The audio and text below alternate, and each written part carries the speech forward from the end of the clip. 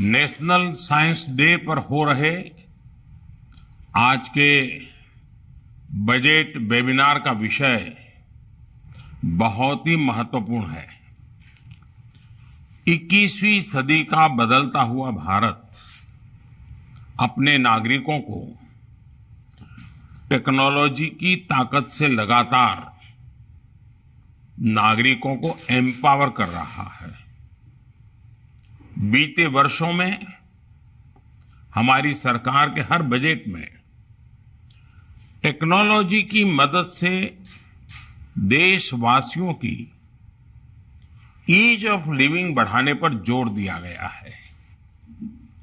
इस बार के बजट में भी टेक्नोलॉजी, लेकिन साथ साथ ह्यूमन टच को प्राथमिकता, ये हमारा प्रयास हुआ रहा है। साथियों, एक जमाना था जब हमारे देश में सरकार की प्राथमिकताओं में बहुत ज्यादा विरोधाभास नजर आता था। समाज का एक वर्ग ऐसा था जो चाहता था कि उनके जीवन में हर कदम पर सरकार का कोई न कोई इंटरवेंशन हो, सरकार का प्रभाव हो, यानी सरकार उनके लिए कुछ न कुछ करे। लेकिन पहले की सरकारों के समय इस वर्ग ने हमेशा अभाव ही महसूस किया। अभाव में जिंदगी जूझने में ही निकल जाती थी। समाज में ऐसे लोगों का भी वर्ग था, ये दूसरे प्रकार का था, जो स्वयं के सामर्थ्य से आगे बढ़ना चाहता था। लेकिन पहले की सरकारों के समय ये वर्ग भी हमेशा दबाव, सरकारी दखल, भांति भांति की रुकावटें डगर डगर पर महसूस करता रहा। हमारी सरकार के बीते कुछ वर्षों के प्रयासों से अब यह स्थिति बदलने लगी है। आज सरकार की नीतियां और निर्णयों का सकारात्मक प्रभाव हर उस जगह देखने को लगा है जिसकी सबसे ज्यादा जरूरत है।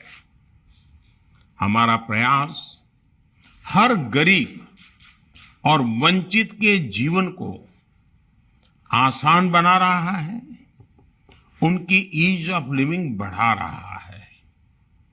लोगों के जीवन में सरकार का दखल और दबाव भी कम हो रहा है।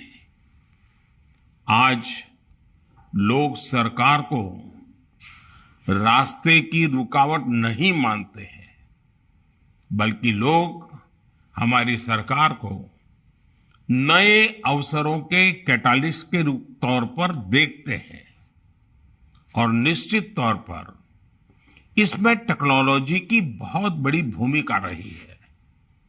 आप देखिए, technology one nation one ration card का आधार बनी और इससे करोड़ों गरीबों को पारदर्शिता से राशन मिलना सुनिश्चित हुआ।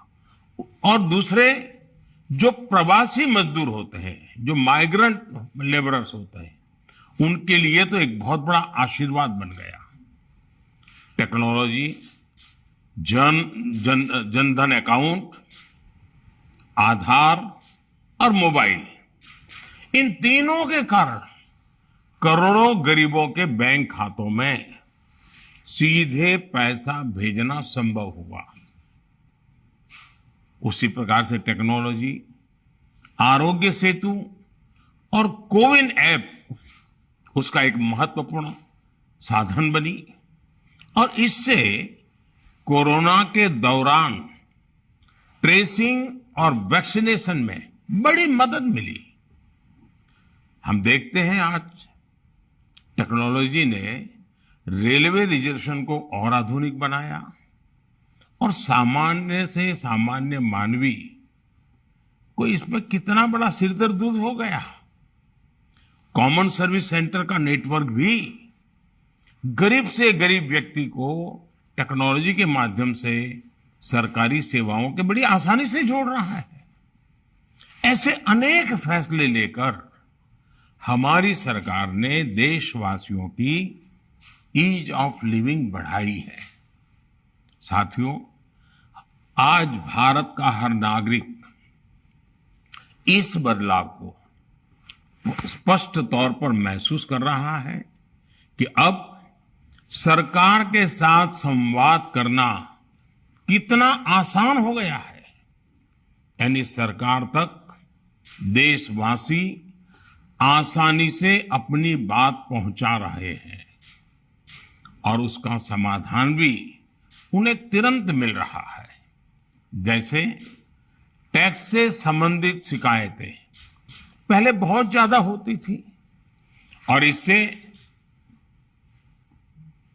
उसके माध्यम से टैक्स पेयर्स को कई तरीके से परेशान किया जाता था। इसलिए हमने टेक्नोलॉजी की मदद से टैक्स की पूरी प्रक्रिया को फेसलेस कर दिया। अब आपकी शिकायतों और उसके निपटारे के बीच कोई व्यक्ति नहीं, सिर्फ टेक्नोलॉजी है। ये मैंने आपको एक उदाहरण दिया है, लेकिन दूसरे विभागों में भी टेक्नोलॉजी की मदद से हम ज्यादा बेहतर तरीके से समस्याओं का समाधान कर सकते हैं। अलग अलग विभाग अपनी सेवाओं को ग्लोबल स्टैंडर्ड का बनाने के लिए मिलकर टेक्नोलॉजी का उपयोग कर सकते हैं। इससे एक कदम आगे बढ़ते हुए हम उन क्षेत्रों की भी पहचान कर सकते हैं जहां सरकार से संवाद को और आसान बनाया जा सकता है। साथियों, आप जानते हैं कि हम मिशन कर्मयोगी के द्वारा सरकारी कर्मचारियों को ट्रेनिंग दे रहे हैं। इस ट्रेनिंग के पीछे हमारा उद्देश्य यही है कि कर्मचारियों का सिटीजन सेंट्रिक बनाया जाए। इस ट्रेनिंग कोर्स को अपडेट करते रहने की जरूरत है, लेकिन इसका बेहतर परिणाम तभी मिलेगा जब इसमें बदलाव लोगों के फीडबैक के आधार पर हो।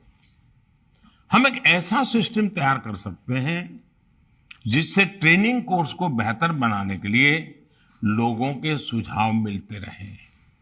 साथियों, टेक्नोलॉजी हर किसी तक सही और सटीक इंफॉर्मेशन पहुंचाकर सबको आगे बढ़ने का समान अवसर दे रही है।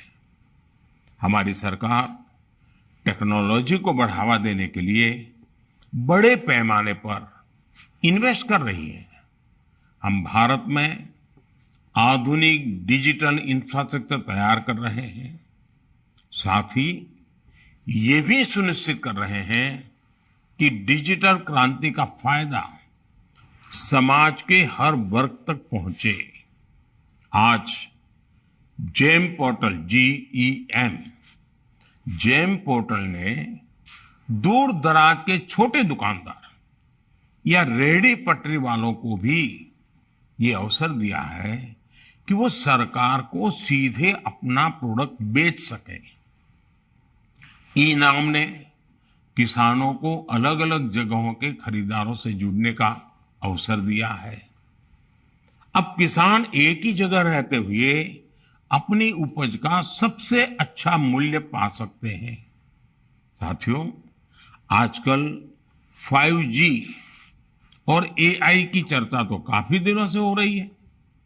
ये भी कहा जा रहा है कि इंडस्ट्री, मेडिसिन, एजुकेशन, एग्रीकल्चर और तमाम सेक्टर में बड़े बदलाव आने वाले हैं।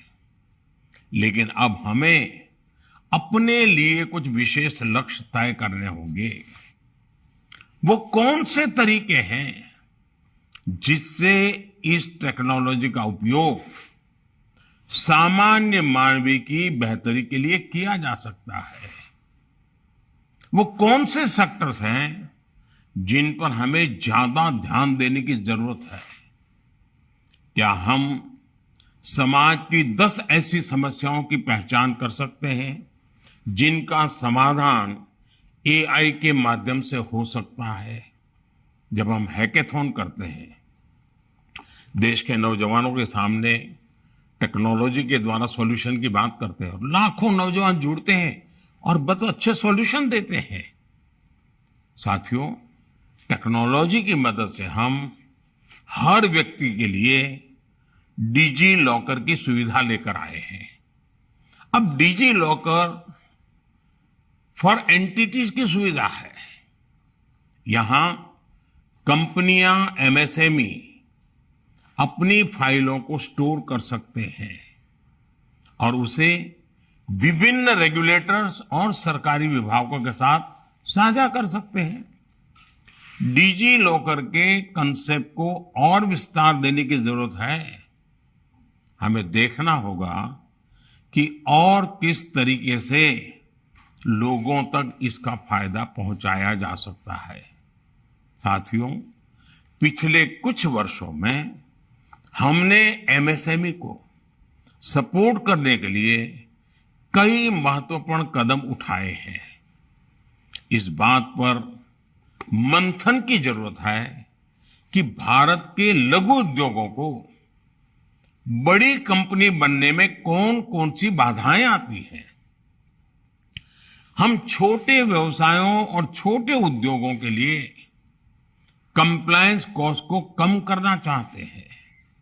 आप जानते हैं कि बिजनेस में कहा जाता है कि टाइम इज मनी, इसलिए कंप्लायंस में लगने वाले समय की बचत का मतलब है कंप्लायंस कॉस्ट की बचत। अगर आप अनावश्यक कंप्लायंसेस की लिस्ट बनाना चाहते हैं तो यही सही समय है, क्योंकि हम पहले ही 40,000 कंप्लायंसेस खत्म कर चुके हैं। साथियों, सरकार और लोगों के बीच विश्वास की कमी गुलामी की मानसिकता का परिणाम है। लेकिन आज छोटी गलतियों को डीक्रिमिनलाइज करके और एमएसएमई लोन के गारंटर के तौर पर सरकार ने लोगों का भरोसा जीता है। लेकिन हमें रुकना नहीं है। हमें यह भी देखना होगा कि दुनिया के दूसरे देशों में समाज के साथ विश्वास मजबूत करने के लिए क्या किया गया है। हम उनसे सीखकर अपने देश में भी वैसे प्रयास कर सकते हैं। साथियों, बजट या किसी सरकारी पॉलिसी की सफलता कुछ हद तक इस बात पर निर्भर करती है कि उसे कितने अच्छे तरीके से तैयार किया गया है, लेकिन इससे ज्यादा उसे लागू करने का तरीका महत्वपूर्ण होता है। इसमें लोगों का सहयोग बहुत अहम है। मुझे विश्वास है कि आप सभी स्टेक होल्डर्स के इनपुट से ईज ऑफ लिविंग को और ज्यादा बढ़ावा मिलेगा। और मैं जरूर कहना चाहूंगा कि हम ये कहते हैं मैन्युफैक्चरिंग हब बनाना, जीरो डिफेक्ट जीरो इफेक्ट, ये हमारे लिए प्राथमिकता होनी चाहिए। हमारी क्वालिटी में कोई कॉम्प्रोमाइज नहीं होना चाहिए और उसमें टेक्नोलॉजी बहुत मदद कर सकती है। हम टेक्नोलॉजी की मदद से प्रोडक्शन में बहुत बारीकियों तक, बहुत ही फिनिश वे में प्रोडक्ट लेकर के आ सकते हैं और तभी ग्लोबल मार्केट हम कैप्चर कर सकते हैं। हमने इस बात को स्वीकार करना होगा कि 21वीं सदी टेक्नोलॉजी ड्रिवन है। जीवन में टेक्नोलॉजी का प्रभाव बहुत बढ़ने वाला है। हम सिर्फ अपने आप को इंटरनेट और डिजिटल टेक्नोलॉजी तक सीमित न रखें। उसी प्रकार से जैसे आज ऑप्टिकल फाइबर नेटवर्क गांव-गांव पहुंच रहा है, पंचायत तक पहुंचेगा, वेलनेस सेंटर पहुंचेगा, टेलीमेडिसिन चलेगी, इवन हेल्थ सेक्टर भी पूरी तरह टेक्नोलॉजी ड्रिवन हो रहा है। आज देश बहुत बड़ी मात्रा में, जैसे डिफेंस में हम बहुत कुछ आयात करते हैं, हम हेल्थ में भी बहुत कुछ आयात करते हैं। क्या मेरे देश के उद्योग जगत के लोग टेक्नोलॉजी में अपग्रेडेशन करके उस दिशा में नहीं जा सकते हैं?